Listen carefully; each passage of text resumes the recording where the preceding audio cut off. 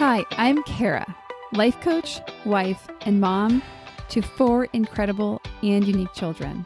It wasn't all that long ago that my son received a diagnosis that had my world come crashing down. I lacked the ability to see past the circumstances, which felt impossible, and the dreams I once had for my life and family felt destroyed. Fast forward past many years of surviving and not at all thriving, and you'll see a mom who trusts that she can handle anything that comes her way and has access to the power and confidence that once felt so lacking. I created the Special Needs Mom podcast to create connection and community with moms who find themselves feeling trapped and with no one who really understands. My intention is to spark the flare of possibility in your own life and rekindle your ability to dream. This isn't a podcast about your special needs child. This is a podcast about you. If you are a mom who feels anxious, alone, or stuck, then you are in the right place. Welcome. Hello and welcome to the Special Needs Mom podcast. Story time again. And honestly, I just can't get over this story. A few weeks ago, I had shared some summer stories on the Summer Stories episode. And one of the stories, or I think I mentioned that I was planning to give myself a full day of recovery as soon as my kids got back to school. And, I had been fantasizing about that. And one of the things I wanted to do was to take myself to the beach all by myself. No kids, no Levi, no caregiving, just me in the ocean doing what I wanted. And it was the day before school was back in session. And I was in a mood. As I said to some people, I was in a bad way. I hit my limit. I was not feeling like I had what I needed. Did I intend to get to that point? I did not. I really thought I had sufficiently planned not to get to that point, not to get past the point in which I had what I needed, to be able to recover and do all the things. But yet there I found myself. And I was like counting down the moments until the next day, until I could get to a place where I was not with my kids, was not giving, was not caregiving, and I could finally kind of get myself right. One of the things I did was sent my therapist a Mayday text.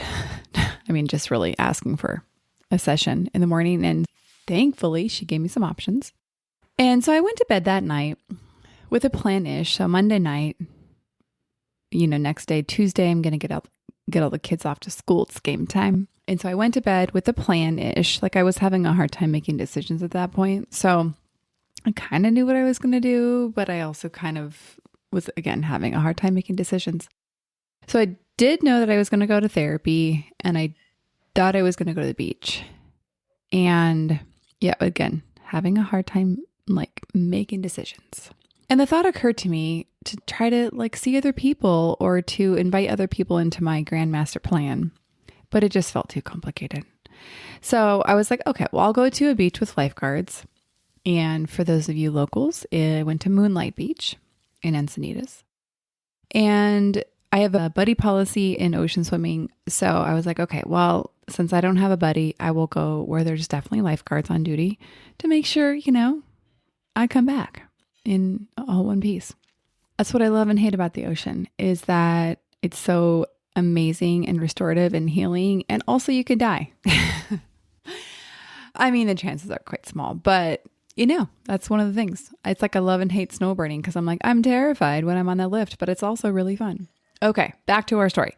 Tuesday morning, we made it. All went well with school send-offs. I was like, okay, I have arrived. So I did my therapy session in my van, looking out over the ocean, and it was exactly what I needed. It was just the perfect weather. And I made my way down to the ocean, from the parking lot to the ocean, changed into my suit and, try to figure out how to apply sunscreen to all the different parts of my body that normally I have somebody else help with. And I really can't recall the last time I went to the beach all on my own. Maybe never, but also maybe 20 years. So I sat on the shore for a while as I continued to kind of emotionally process all that I had just kind of opened up with my therapist and really kind of recognizing all that I had been holding most of summer. And eventually I made my way out into the water. And I love to see there was like a handful of older folks boogie boarding and just smiling. And that just made me happy. And then I looked around, there was like a couple other solo ladies. I was like, all right, I guess we're doing this. I guess this is a thing. We like just come to the ocean as ladies. And so I was living my best life, body surfing, and I noticed this other woman. I thought to myself, wow, like she kind of looks like this mom I met a few months ago at a special needs mom retreat. But like, it was hard to tell. Like her hair was wet. She was on a boogie board. And also, like, I think when you don't expect to see someone somewhere, like if it was at the hospital, I might have been like, oh, there's my friend Jerry. But since it was in the water, in the ocean, and she was on a boogie board, it just did not register. But after a few more glances, she made like a comment to me because I think she was picking up the same vibes. And then I just blurted out, are you special needs mom? It's like, I don't know. How else do I say? Because I couldn't recall her name at the time. And boom, we're like, oh my gosh, you are who I think you are. Because we both were thinking the same thing. And then that ignited a robust conversation about our lives and getting to know each other better. And there we were, two moms recovering from the daily demand of caregiving, playing in the ocean. Now as a pair and not alone. How incredible is that? So we proceeded to play together and catch some waves and float. And I don't know how I didn't get more sunburned, to be quite honestly, because we continued to chat on the shore and it was getting toasty. And eventually we wrapped up and kind of went on our ways. But what are the chances? You're probably like, I don't know, but they're not good because I live about 30 minutes northeast from that specific beach and she lives about 30 minutes southeast. So like we both kind of chose that particular beach at the particular time out of all the beaches we could have gone to in San Diego. And I think God knew I needed a buddy. And so he brought her to me and he brought me to her. So there you have it. I do believe this was a gift from God. And I love that it's so hard to believe, like so extreme. And that brings me to the topic that I have conjured up for you today. And it's one of the things that my beach buddy Jerry and I talked about. We kind of reflect of, wow, like we both did it. Like we both brought ourselves to the beach. Good for us. Like we were definitely proud of ourselves for being in pursuit of taking care of ourselves in the ways that we wanted and needed. So one of the conversation Jerry and I had was about like what we need to do to perform at the level that we do as caregiving moms.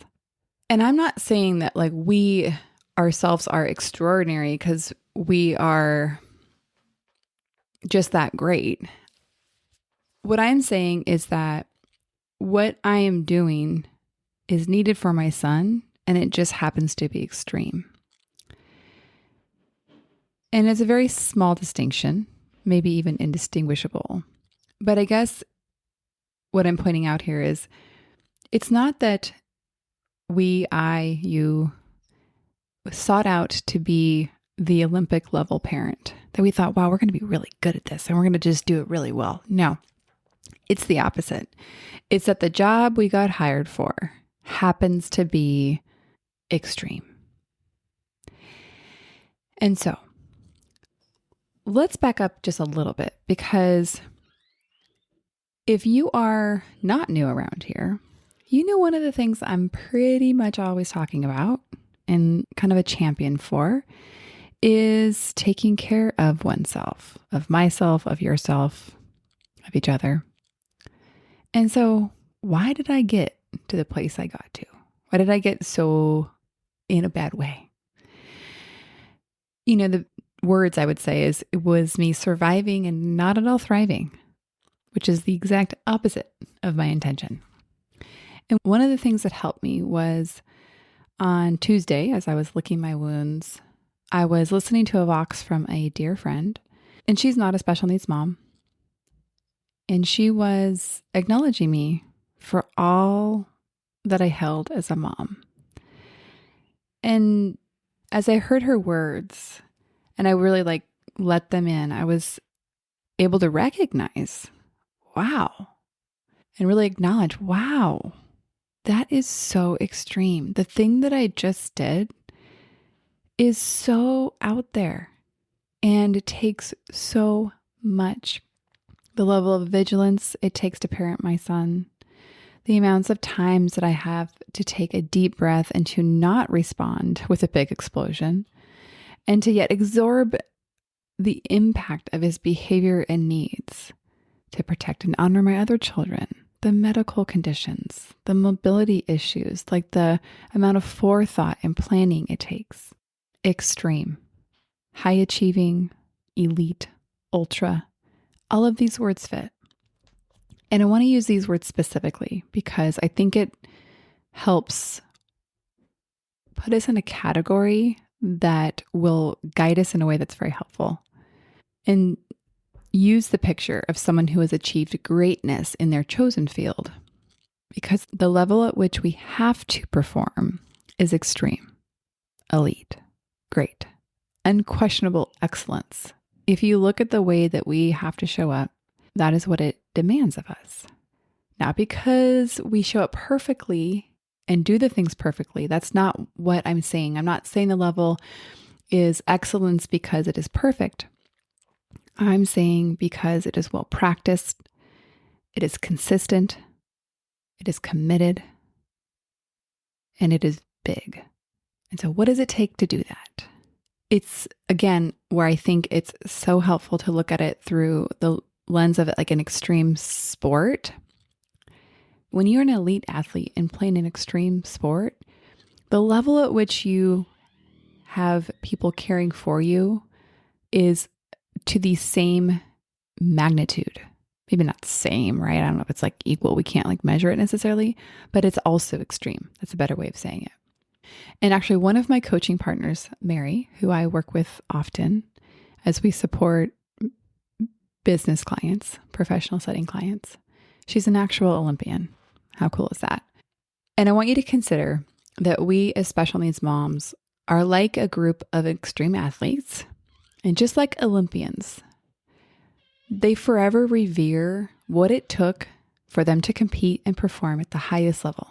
And it's the same for us. So I want you to consider that we are performing at the highest level by default as special needs moms. And so let's look actually at a particular athlete just to further illustrate the concept. Serena Williams, tennis, extreme performer. I don't have the stats, but holy cow, this girl can win and perform and show up. So her team, what does it include?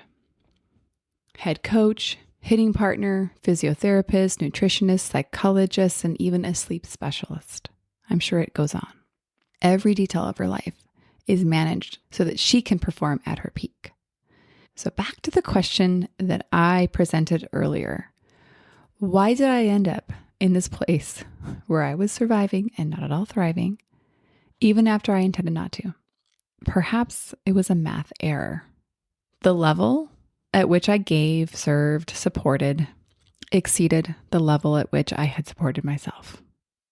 That's what I mean by math, right? So if we look at this equation with surviving as the ultimate goal or result, or the equals, then the math did not math.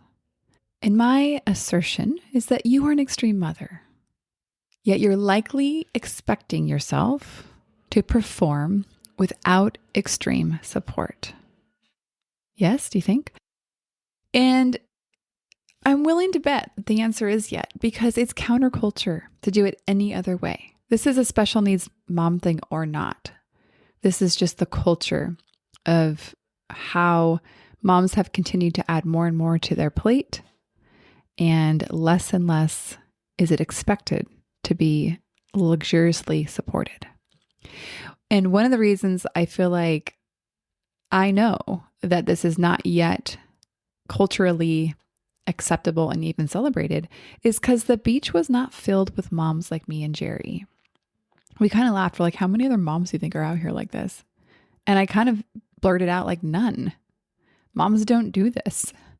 And I know that's not exactly evidence, but I just know that most moms don't.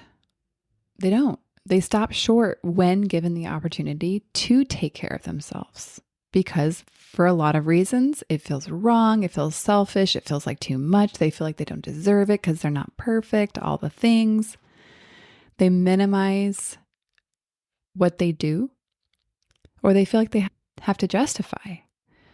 There's a lot of reasons. We're not going to go into all those today, but I want to talk about if you're like, okay, Kara, I see what you're saying. I see it. I'm like, okay, I'm willing to entertain this idea that maybe I need a little bit more support than I already have. Or if I don't have any, then maybe I need some. So let's start by starting where you are. So I really want to emphasize that baby steps are the most beautiful steps. And as I was thinking about this, I was like, yeah, they are like little baby steps. Even if you don't have a walking child, baby steps are just something to celebrate, no matter how big or small. So starting where you are, and likely that will be by acknowledging yourself. And what do I mean by that? Owning that you are an extreme parent. In fact, I have a little dare for you. You know what? Let's up the ante. It's a double dare. I double dare you to use the text feature of this podcast. So wherever you go to play said podcast, you can look on the show notes and right there it'll say, text me. It might not say I dare you, but that's what I'm saying right now. And the invitation is for you to text your acknowledgement of yourself and to own that you are an extreme mom. So you might just say, I am an extreme mom, period. And it'll be just between you and me that you're taking a baby step to own this aspect of your identity. You can go on if you want. You're not limited to those few words, but allow it to sink in and to become part of your identity. And I love the identity of a special needs mom. I think it's valuable for me to really own who I am as a mom and distinctly as a special needs mom. But maybe I'll start to introduce myself as, hi, I'm Kara, and I am an ultra mom. Or, hi, I'm Kara, and I'm an elite performing mom. I mean, I know I'm being silly. I won't probably ever do that. But how interesting would it be if we really stepped into the identity of what it takes to perform and to show up the way that we do? Next step to answering the question, where do we start? Well, start where you are. And then step 2, acknowledge yourself. And then the final step that I would invite you to is to start to wonder. We're not taking any huge steps here. We're just starting to wonder, what would it look like if I explore the opportunity to support myself as an extreme mom? So this is just a contemplation. This is like you're putting on the glasses at which you're going to look through everything through this lens of what does it look like if I support myself as an extreme mom? And maybe it's not a nutritionist like Serena has, but maybe you sign up for a meal delivery service. Maybe you hire your friend to come help you meal prep a couple times a month.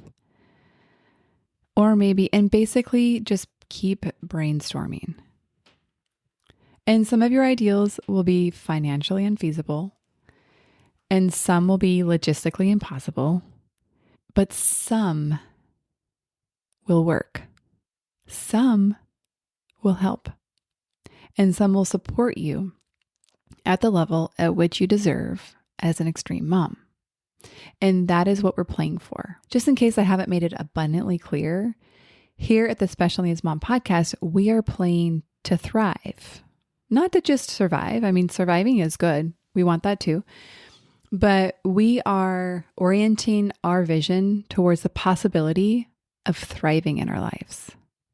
That's where we're going. That's what we're headed for. That's what we are creating intentionally. Not at all perfectly. And we're going to land there.